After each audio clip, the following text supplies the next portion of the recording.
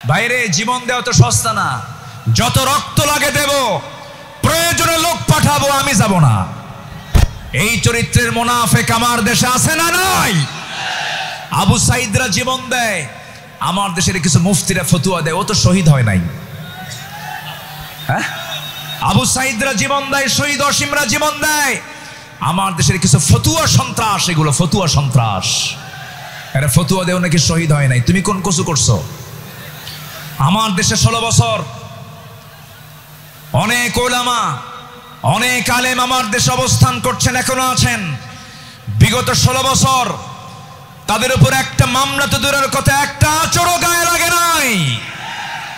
দেশ যখন পট পরিবর্তন হয়েছে, চোরের মায়ের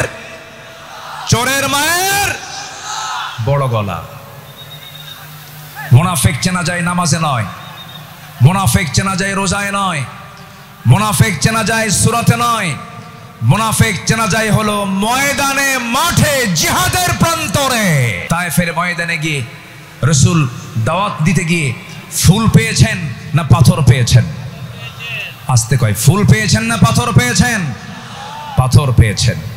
আমার নবীজি মক্কার মাটিতে দাওয়াত দিতে গিয়ে নবীর বিরুদ্ধে মামলা হয়েছে, হামলা হয়েছে, নির্যাতন হয়েছে, আঘাত করা হয়েছে, রক্তাক্ত করা হয়েছে।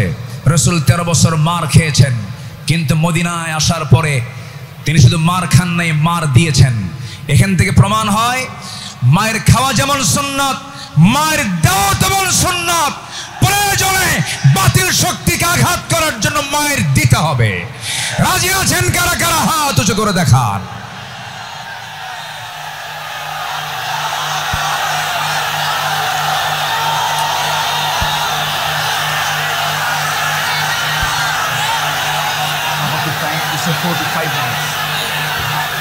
বাড়ায় দেবো, বাড়াবো? আচ্ছা,